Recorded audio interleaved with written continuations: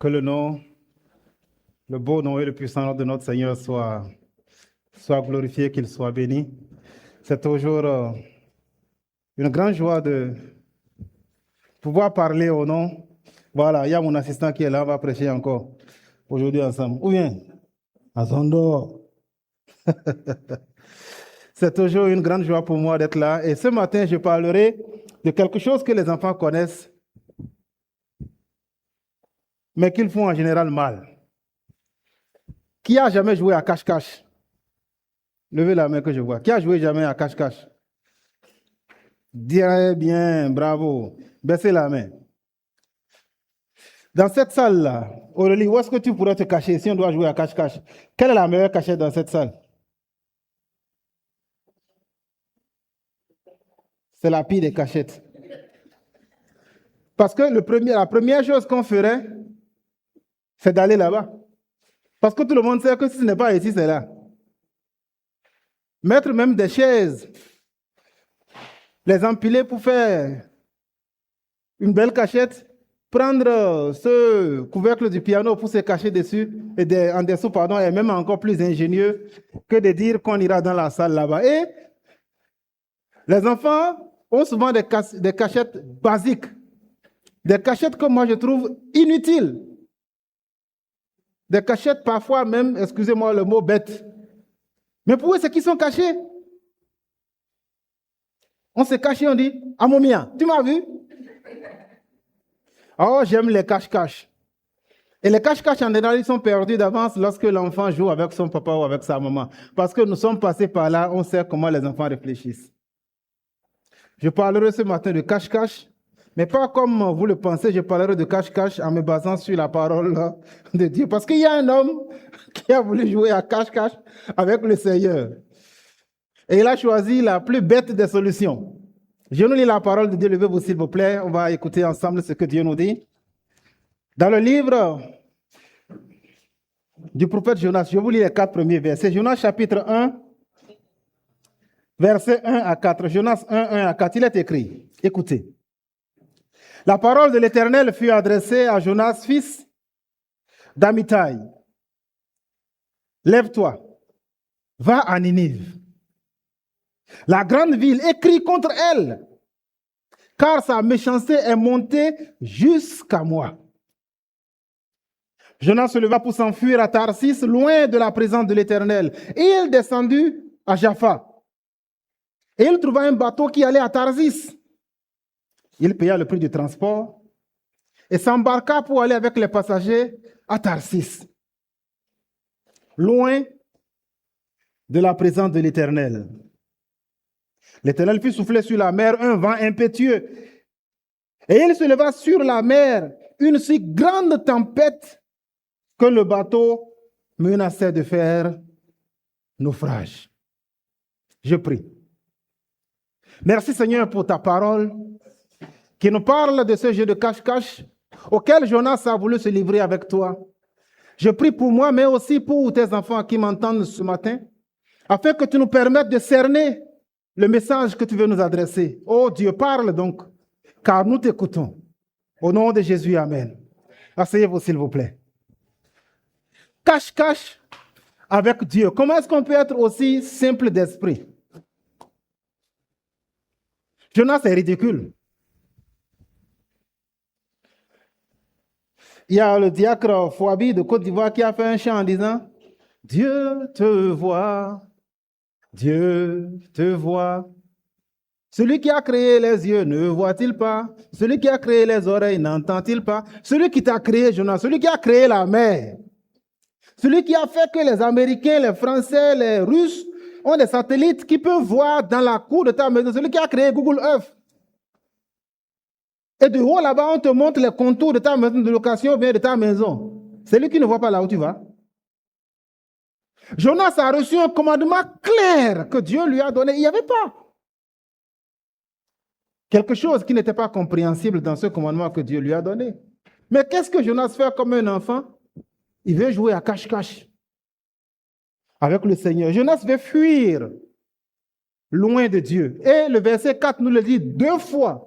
Il dit, Jonas, Pardon, le verset 3. Jonas se leva pour s'enfuir loin de la présence de l'Éternel. Et le verset 3 conclut avec Jonas s'embarqua pour aller avec les passagers loin de la présence de l'Éternel. Mon ami, où peux-tu aller où Dieu ne te verra pas? Où peux-tu aller où tu seras tellement loin de Dieu qu'il ne pourra pas t'atteindre et te ramener? Ce jeu de cache-cache, il est aussi ridicule qu'insensé. Mais Jonas, surtout, a fait preuve d'une méchanceté sans égale envers les habitants de Ninive où Dieu l'envoyait. Parce que Dieu lui a dit la raison pour laquelle il l'envoyait là-bas. Dieu lui a dit la méchanceté de ces gens-là est très élevée et je t'envoie là-bas afin que tu les avertisses en ayant l'espoir qu'ils vont changer.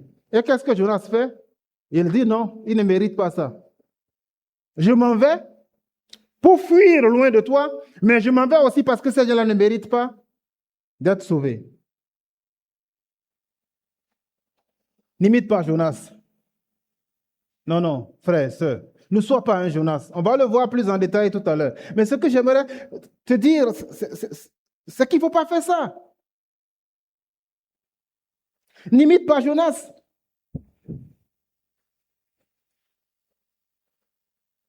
En refusant d'évangéliser. Les conséquences pour toi sont terribles. Et les conséquences pour les autres sont terribles. Ne refuse pas d'évangéliser. Jonas a refusé. Et à cause de son refus, il a mis sa vie en péril et il a mis la vie des passagers en péril. Pourquoi? Parce qu'il a simplement dit non, je n'évangéliserai pas, je ne prêcherai pas. Je n'avertirai pas les gens que la colère de Dieu est en train de planer au-dessus de leur tête. Non, ne sois pas un Jonas ce matin. Parce que tout ce que l'on sait de Jonas, c'est que c'est un prophète qui est fidèle. Quand vous lisez dans l'Ancien Testament, dans le livre de 2 Rois au chapitre 24, vous voyez là que Jonas a même fait des prophéties qui se sont réalisées. Parce que Jonas avait dit que, au temps de Jéroboam II, ce n'est pas Jéroboam le premier qui a été le premier roi du Nord, parce qu'il y a un premier Jéroboam qui a discuté le règne avec Roboam après la mort de Salomon, et le royaume d'Israël s'est divisé en deux. Il y a un autre roi qu'on appelle Jéroboam. Et Dieu avait déjà parlé par le prophète Jonas en son temps en disant que, alors que des rois avaient déjà grignoté une partie du territoire d'Israël, c'est-à-dire le royaume du Nord, les 10 tribus, Dieu avait parlé par Jonas pour dire, vous allez reprendre ces possessions-là, votre territoire va s'élargir à nouveau. Et cela est arrivé, vous pouvez lire 2 Rois, chapitre 24. Donc Jonas sait que Dieu parle par lui, qu'il n'est pas un faux prophète. Alors qu'est-il arrivé à Jonas pour qu'il refuse d'aller évangéliser? Ce jour, le dimanche prochain, le dimanche prochain certainement, nous allons rester dans le livre de Jonas, nous allons parcourir les 4 chapitres de ce merveilleux livre, mais commençons par le premier, avec cet enseignement fort. Ne refuse pas d'évangéliser, car les conséquences sont terribles. Ton refus d'évangéliser a des conséquences qui sont terribles. Commençons par voir ce qu'on peut apprendre de Jonas dans ce passage-là. Premièrement, Dieu te charge, comme Jonas, d'évangéliser. C'est une leçon simple que tout le monde peut garder, n'est-ce pas? Est-ce que tu pourrais dire ça? En ne disant pas seulement Dieu te charge, mais Dieu me charge. On y va ensemble. Comme Jonas, Dieu me charge d'évangéliser, d'annoncer l'évangile. On y va encore. Comme Jonas, Dieu me charge d'annoncer l'évangile. Le mandat que Dieu a donné à Jonas est clair. Il n'y a pas de doute à ce sujet. Comme je vous ai dit, dans le 2e livre des rois, Jonas est déjà prophète. Il reconnaît la voix de Dieu. Il sait que ce n'est pas le diable qui lui parle.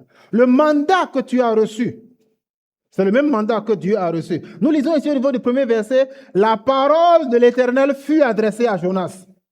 Ce n'est pas un démon qui lui a parlé.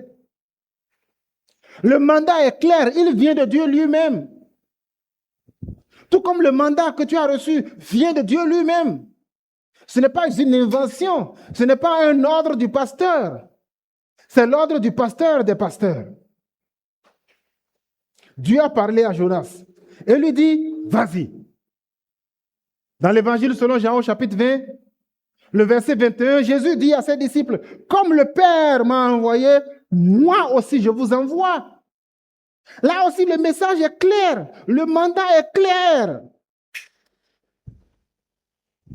Nous allons évangéliser parce que nous en avons reçu la capacité, nous en avons reçu l'ordre. Il y a quelques jours, je vous ai parlé ici de comment est-ce qu'il faut porter du fruit, de l'importance de porter du fruit pour Dieu. Et j'avais dit que le manguier donne des mangues. Le chrétien, lui, il donne des chrétiens. Où est le fruit que tu as porté pour le Seigneur, mon frère, ma soeur?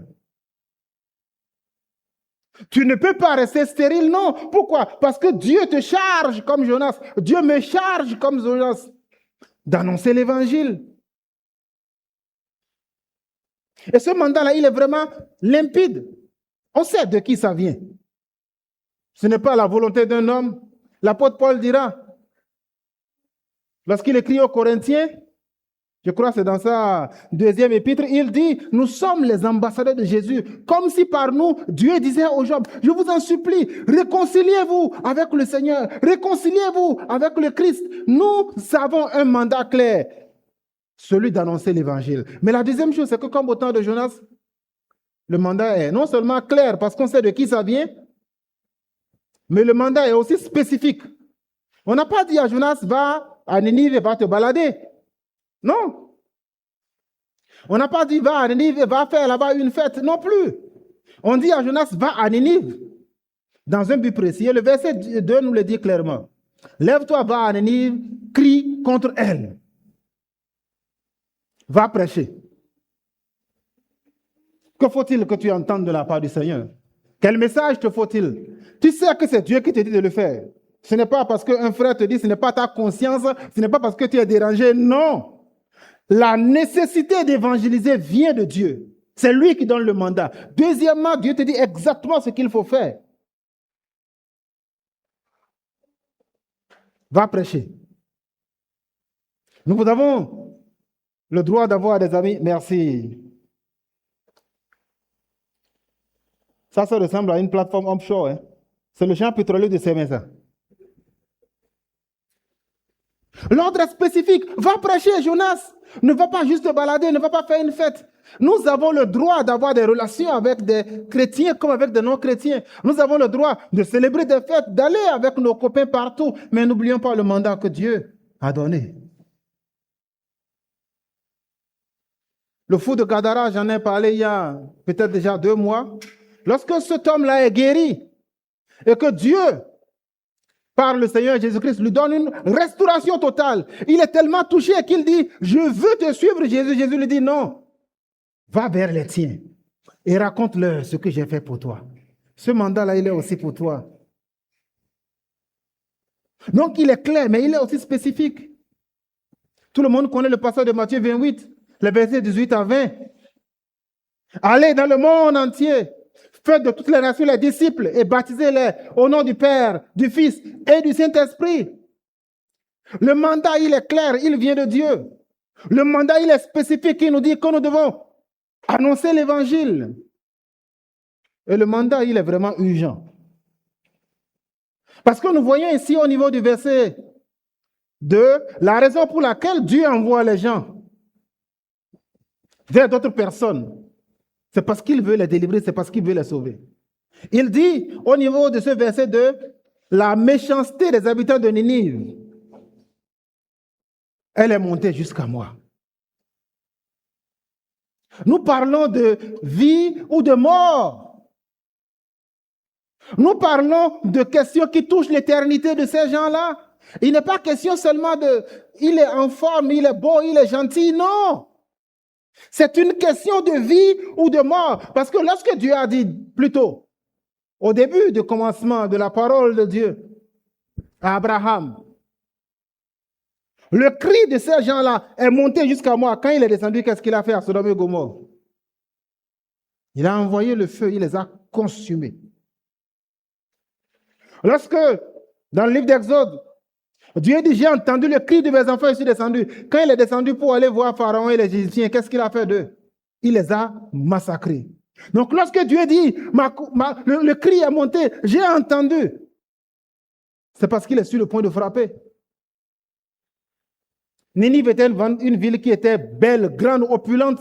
C'était la capitale de l'empire d'Assyrie. Jonas a mis 3 jours à faire le tour de la ville. 3 jours, imaginez la taille de cette ville-là. Ce n'est pas une ville qui a la taille de Zinvier. Ce n'est pas une ville qui a la taille de Sotianhoué. Non. Une ville immense dans laquelle Dieu voit que ce qui se fait là, c'est la méchanceté. Tu as un mandat, cher ami. Toi qui es sauvé, Dieu te dit comme au fond de Gadara ce matin, va et annonce l'évangile à tes amis, à tes parents, à tes connaissances. Va et dis-leur qu'ils sont en route pour l'enfer. Va et dis-leur que la colère de Dieu est en train de s'accumuler. Et c'est la raison pour laquelle il a dit, vas-y, écris contre la ville. Parfois, la voix que l'on doit porter n'est pas la voix de la douceur ou de l'encouragement. C'est parfois la voix du prophète qui vient avec son doigt accusateur pour dire, frère, sœur, change. C'est la voix prophétique qui nous permet de dire à nos enfants, arrête ça. Parce qu'on sait que s'il n'arrête pas, quelque chose va se passer contre lui. Dieu dit, va, écris. La mission est urgente parce que les gens rejettent Dieu. La mission elle est urgente parce que le péché s'accumule. La mission elle est urgente aujourd'hui encore. Parce que comme au temps de Jonas, il y a des gens qui ne cherchent pas Dieu. Des gens qui ne calculent pas Dieu. Au contraire, ce sont des gens qui par leurs pensées et par leurs actions vivent pour offenser le Seigneur. En particulier dans les grandes villes à cause de l'anonymat, chacun vit comme il veut. Celui qui quitte le service et qui va travailler, il est à Calavi, mais il va travailler à Ladao, à Dassa. Ce qu'il fait là-bas, personne ne voit. Ses parents ne voient pas, ses amis ne voient pas, ses camarades ne voient pas.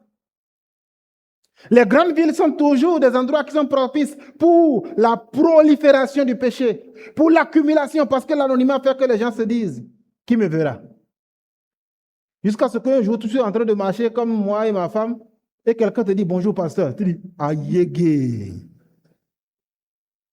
quelqu'un que tu ne connais pas. Ah, mais c'est comme ça, si on m'avait vu avec, même si c'est une soeur de l'église, on va dire, regarde, bandit comme ça.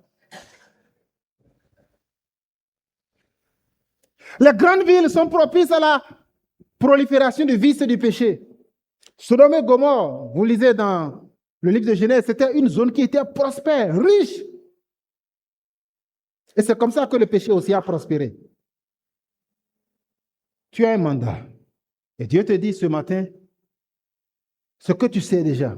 Donc en fait, Dieu ne fait que te le rappeler. Comme Jonas, tu as le mandat d'annoncer l'évangile. Et ce mandat-là, il est urgent. Ce n'est pas quelque chose à reporter demain. Parce qu'au temps de Jonas, le péché était grand. Autant aujourd'hui, le péché est grand. Dans notre pays qui se vante de ses religions, de ses traditions, la colère de Dieu frappe à la porte. En es-tu conscient? Tu as un mandat. Ne te tais pas. Et c'est là le deuxième point dont j'aimerais te parler ce matin. Contrairement à Jonas, ne refuse pas d'évangéliser. Parce que Jonas savait ce que Dieu attendait de lui. Jonas savait où est-ce que Dieu l'envoyait. Jonas savait pourquoi est-ce que Dieu l'envoyait. Et toi-même, tu le sais. Tes camarades, tes parents, tes amis qui ne sont pas chrétiens, tes parents, et ascendants, descendants, tout comme tes subordonnés, tu sais. Ceux dont les comportements, à coup sûr, les poussent chaque jour un peu plus vers la colère de Dieu. Jonas savait où aller, quand aller, qu'est-ce qu'il doit y faire, pourquoi il va y faire, et arriver là-bas, qu'est-ce qu'il doit faire. Mais qu'est-ce qu'il fait? Nous l'avons lu au niveau du verset 3 que je n'ai pas envie de relire, mais il joue à cache-cache avec le Seigneur. Mon ami, évangéliser est un privilège.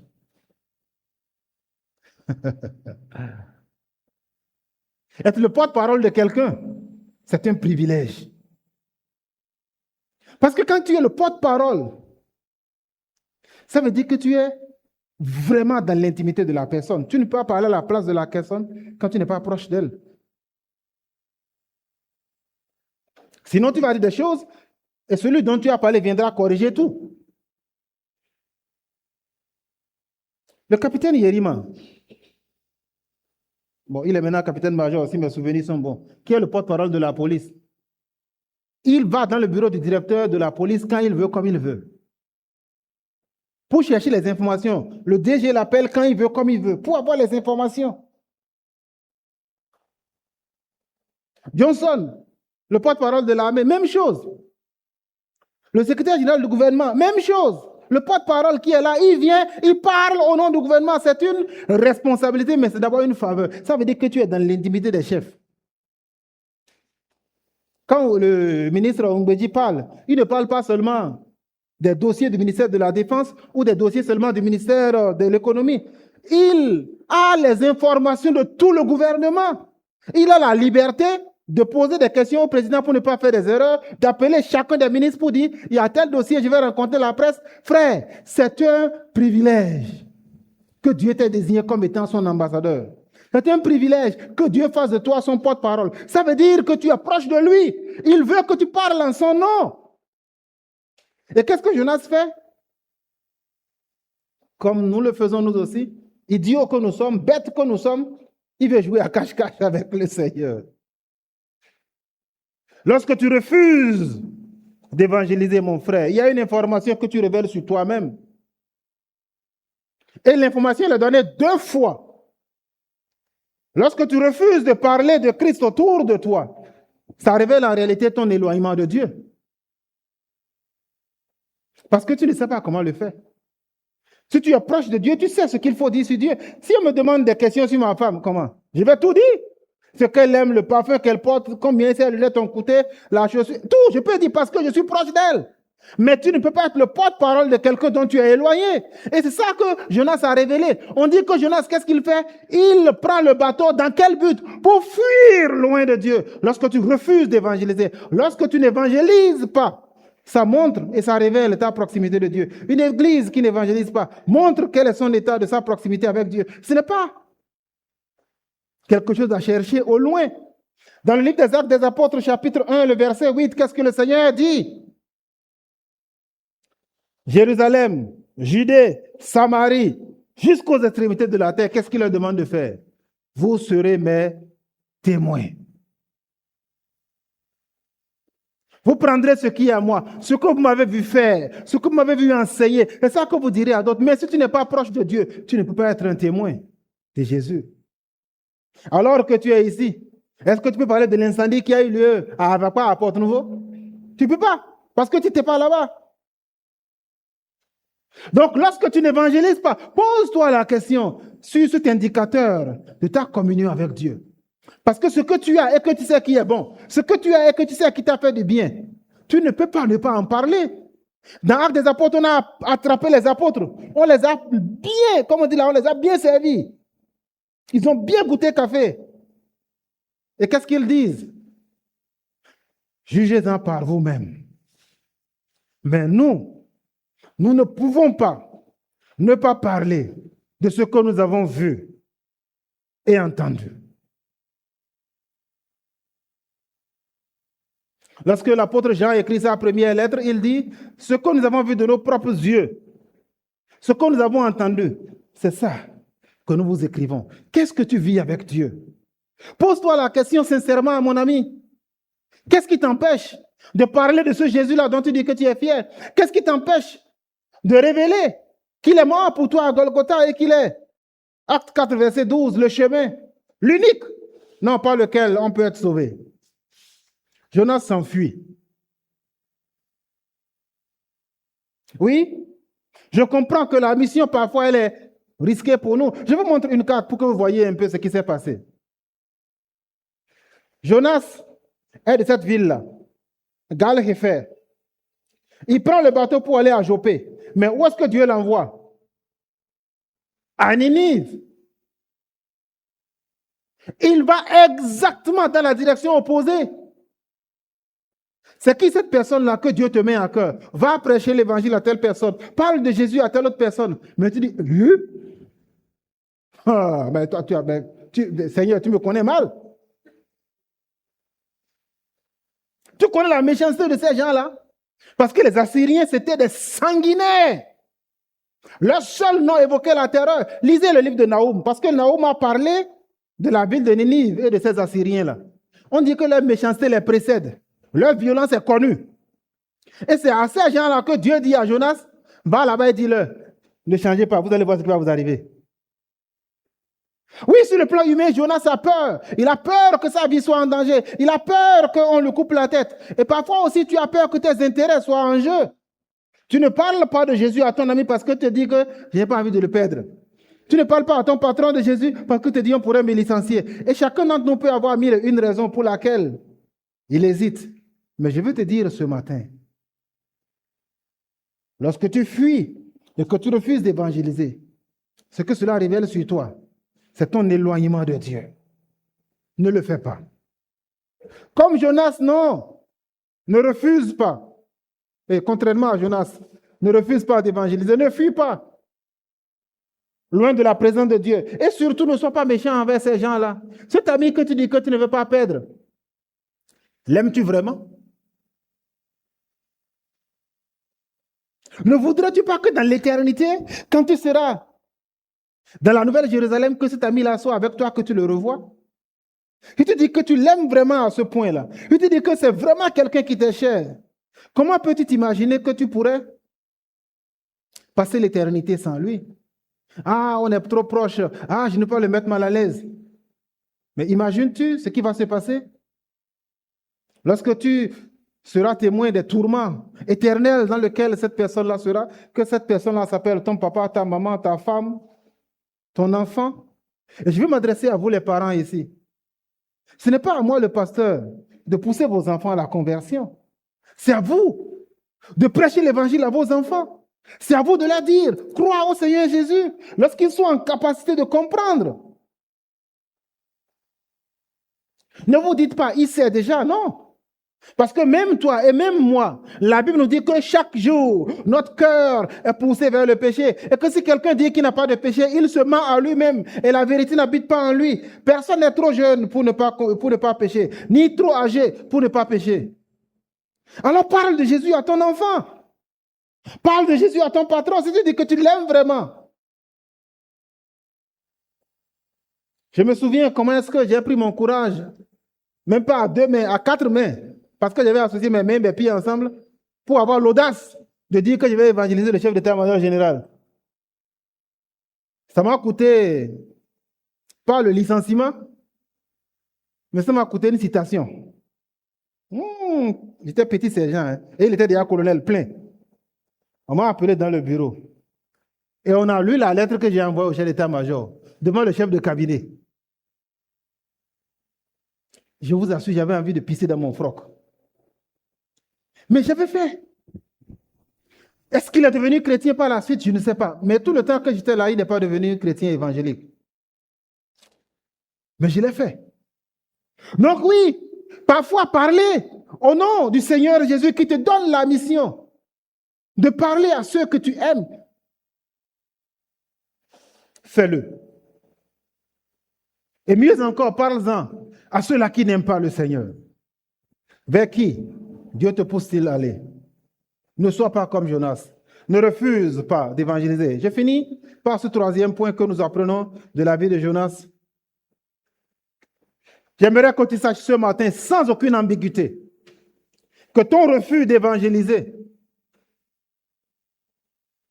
va semer le trouble autour de toi.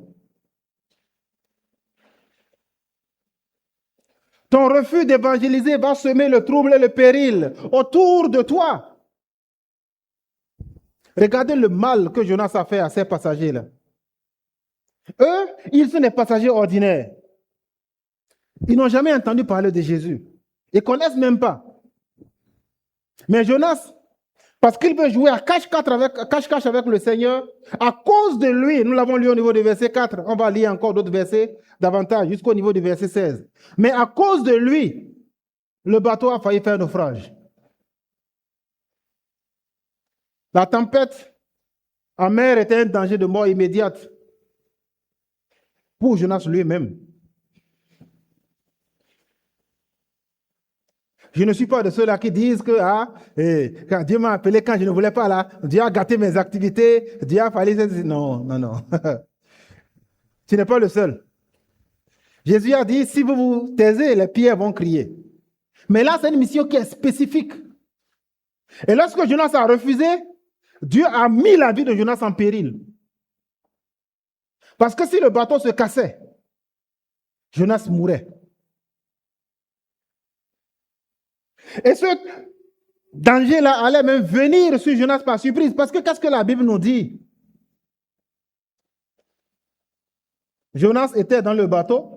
Au niveau du verset 5, la Bible nous dit, il s'était couché et dormait profondément. Lui pensait qu'il était à l'aise et qu'il avait fini avec ce gaillard-là. Je m'enfuis loin de Dieu. Mais la tempête allait faire couler le bateau et le bâton de Dieu allait le frapper même sans qu'il ne s'aperçoive. Qu'y a-t-il dans ta vie qui est peut-être la conséquence de ton refus d'évangéliser, de parler de Jésus autour de toi? Des gens à qui Dieu t'a dit ouvertement, va vers telle personne. Et que comme Jonas, tu as refusé. Cela met en danger ta vie. Mais la vie de Jonas n'était pas seulement menacée par la tempête de Dieu, la vie de Dieu était menacée même par les gens qui étaient les autres passagers. Parce que la Bible nous dit que lorsqu'on a tiré au sort, au niveau du verset 7, il tirait au sort et le sort tomba sur Jonas. Parce que ces gens-là, ils ont tout fait. Ils ont jeté les choses. Ils se sont dit que, bon, c'est peut-être parce que notre bateau est trop lourd. Ils ont commencé à jeter les choses qui étaient précieuses. Jeter à la mer pour alléger le bateau. Mais malgré ça, ça n'allait pas.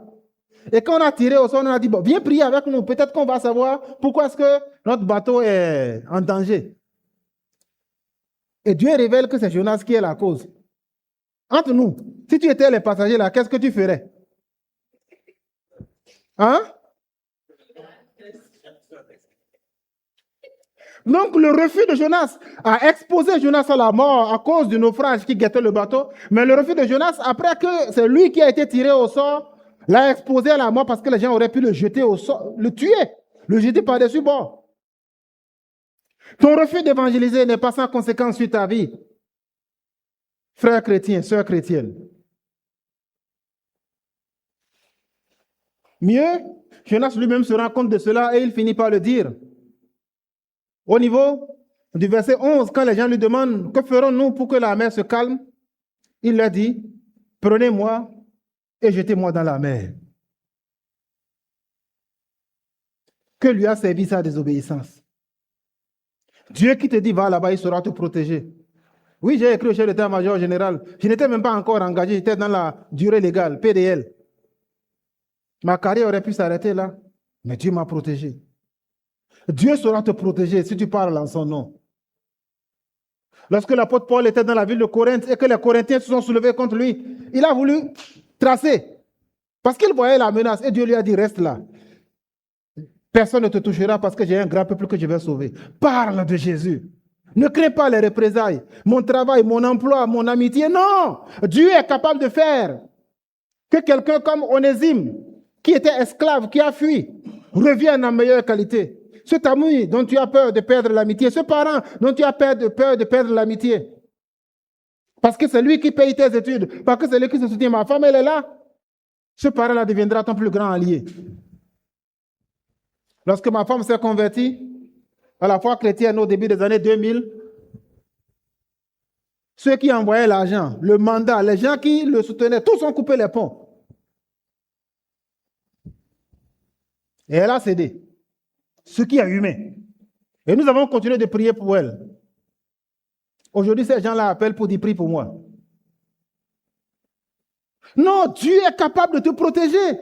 Jonas, à cause de son entêtement, a mis sa vie en péril. Parce que lorsqu'il dit jetez-moi à la mer, le meilleur nageur ne peut pas nager de la mer pour revenir à la plage. Ce n'est pas possible. Même si tu as les techniques, la force va finir par te céder. Alors ne fuis pas quand Dieu t'envoie vers quelqu'un. Ne mets pas ta vie en péril. Et c'est ça que les aveugles ont dit. Pardon, pas les aveugles, les lépreux. Ils étaient obligés de rester hors de la ville. Parce que les Syriens sont venus envahir Israël et qu'il y avait un siège de la ville qui avait une si grande famille que des mamans tuaient leurs enfants et les mangeaient. Imaginez-vous à quel point la faim doit être. Voilà, quand je vois le visage de. Comment est-ce qu'on appelle notre soeur Victoire, je sens que même si ce n'est pas son enfant, elle trouve que c'est horrible. Imaginez-vous la faim que l'on va ressentir au point de manger son propre enfant.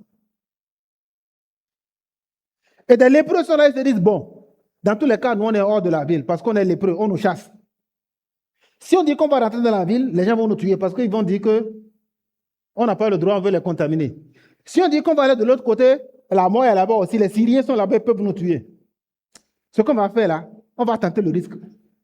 Parce que si on ne va pas, on va mourir de faim. Si on essaye, peut-être qu'on va survivre. Et ces gens-là vont là-bas. Et Dieu fait en sorte que la prophétie qui a été donnée par le prophète se réalise. Les ennemis s'en vont. Ils mangent, ils boivent. Et comme ils savent qu'ils sont lépreux, ils ne peuvent pas revenir rapidement. Ils prennent des choses, ils vont cacher, ils font des réserves. Et l'un d'entre eux se dit que ce que nous faisons là n'est pas bon. Si nous nous taisons et que le roi et les autres habitants découvrent dans la journée qu'il y avait la nourriture qu'on ne leur a pas dit, le malheur nous atteindra. Des gens qui étaient lépreux ont eu une telle pensée. Ils n'ont pas voulu garder le bonheur qu'ils ont découvert pour eux seuls. Es-tu pire que ces lépreux-là? Pour garder le secret du bonheur que tu as trouvé en Jésus? Ces lépreux-là, sont-ils meilleurs que toi? Ils ont dit oui, si nous nous taisons, le malheur nous atteindra. Et si tu te tais toi aussi, frère, le malheur t'atteindra. Je ne sais pas quel malheur cela va être. Mais comme Jonas, ton silence va attirer le péril sur ta vie. Mais ton refus d'évangéliser n'a pas seulement de conséquences sur toi. Ton refus d'évangéliser a aussi des conséquences autour de toi.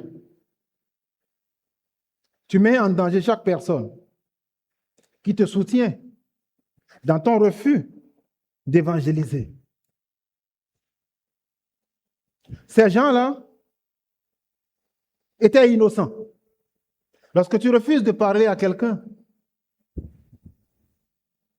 alors que tu as la bonne nouvelle, tu fais preuve d'une méchanceté sans pareil.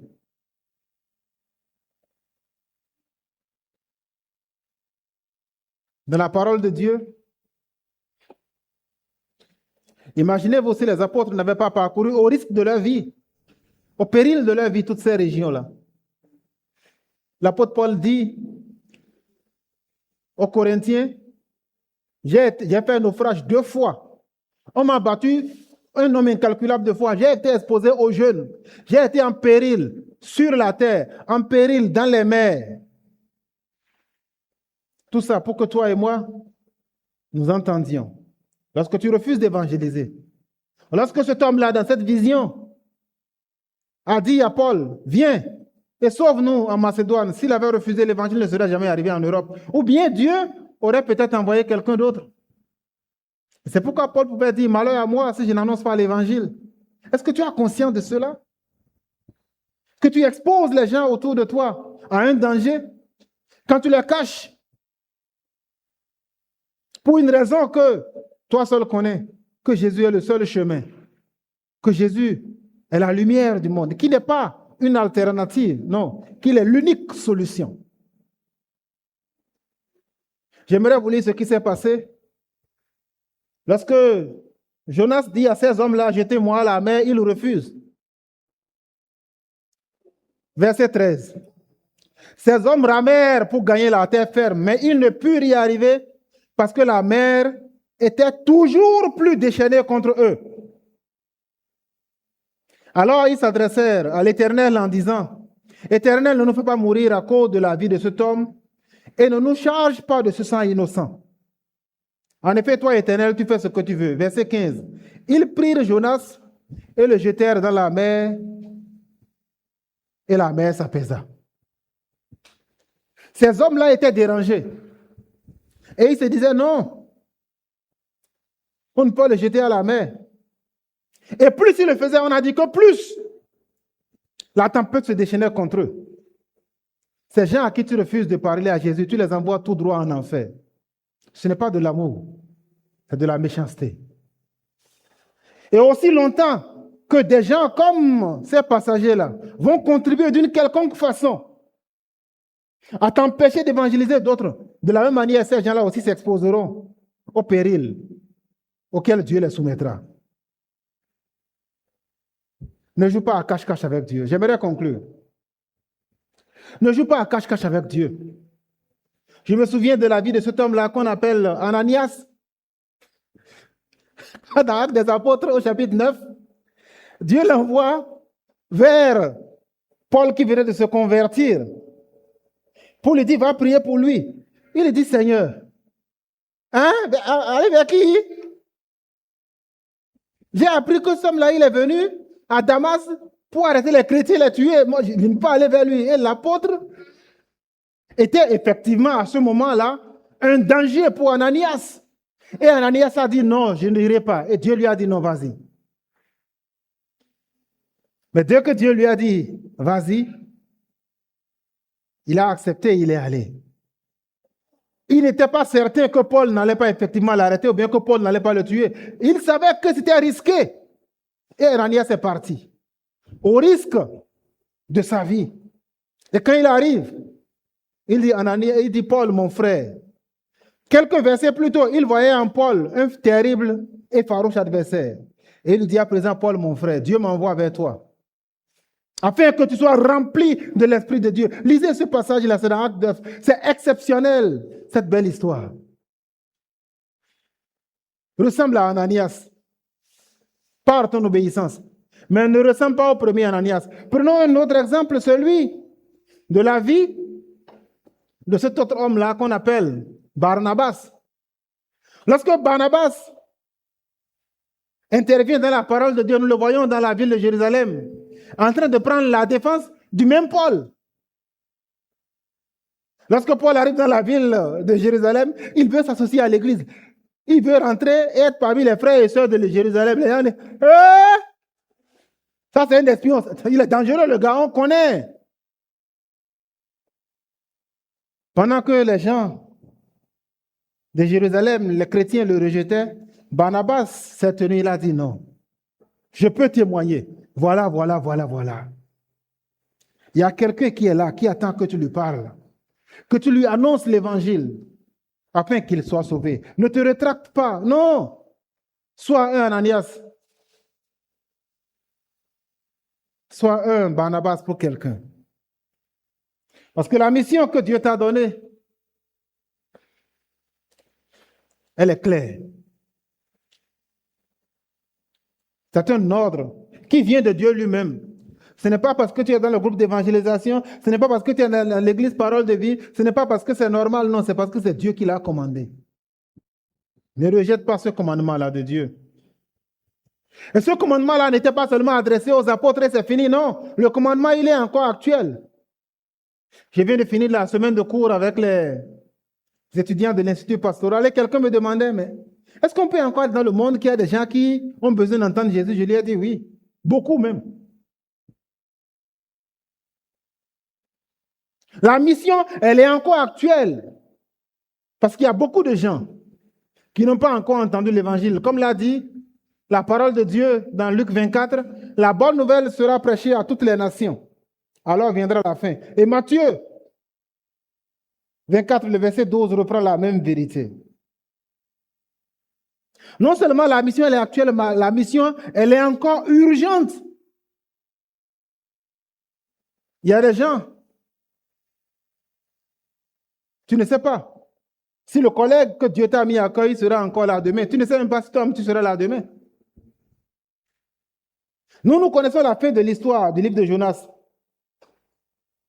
Mais au chapitre 1, Jonas a été jeté dans la mer. Tu peux mourir demain. Et la personne à qui Dieu t'a donné évangéliser, prêcher l'évangile n'auras plus cette occasion-là, cette opportunité-là. Ou bien tu veux aller demain et tu te rends compte que la personne est dans le coma ou bien la personne est décédée.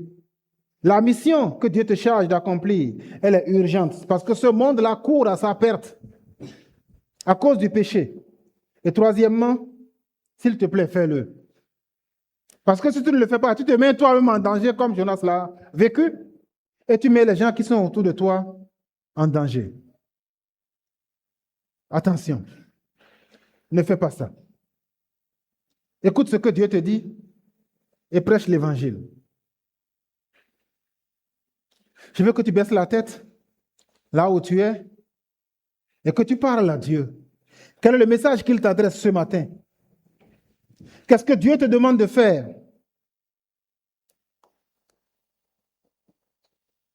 Est-ce que tu as besoin de repentance? Parce que Dieu t'a parlé et que tu as refusé, alors peut-être repens-toi, mais je ne sais pas. Prends le temps de parler à ton Dieu. Et dis-lui, Seigneur, j'ai entendu ce que le pasteur a dit ce matin et je veux y obéir. Parle à ton Seigneur. Ne te tais pas.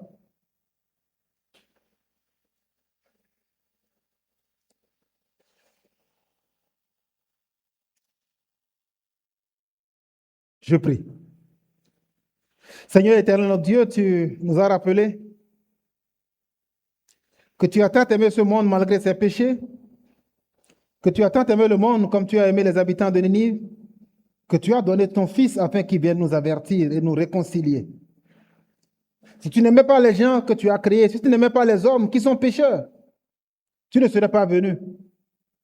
D'ailleurs, tu nous dis que tu nous montres ton amour en ce que lorsque nous étions encore des pécheurs, tu es mort pour nous. Ma prière ce matin dans le nom de Jésus est que tu accordes un tel amour à chacun de tes enfants ici, afin que nous puissions avoir de l'amour, un amour profond pour les personnes qui sont perdues et non pas seulement de la pitié ou de la colère, non. Que nous puissions vraiment les aimer à cause du danger qui est en train de planer sur les têtes. Je prie, Seigneur, afin que la grâce qui est la tienne soit aussi dans la vie de chacun de tes enfants, de chacun des fidèles, afin que chacun d'entre eux voit avec les mêmes priorités que toi. Que personne ne se dise que c'est trop tard, ou bien qu'il y a des choses qui sont secondaires, non. Je te demande, Seigneur, enfin, afin que le danger auquel nous nous exposons, mais aussi auquel nous exposons les gens à qui nous refusons d'annoncer l'évangile, que ce danger-là, nous en prenions conscience. Qu'aucun de nous ne ressemble à Jonas, Seigneur, à Jonas, pardon. Mais au contraire, que nous soyons tes ambassadeurs, que nous soyons tes porte-parole. Au nom de Jésus. Amen. Ne refuse pas d'évangéliser, parce que si tu le refuses, les conséquences sur ta vie et sur les gens autour de toi seraient terribles. Parle, ne te tais pas. Amen.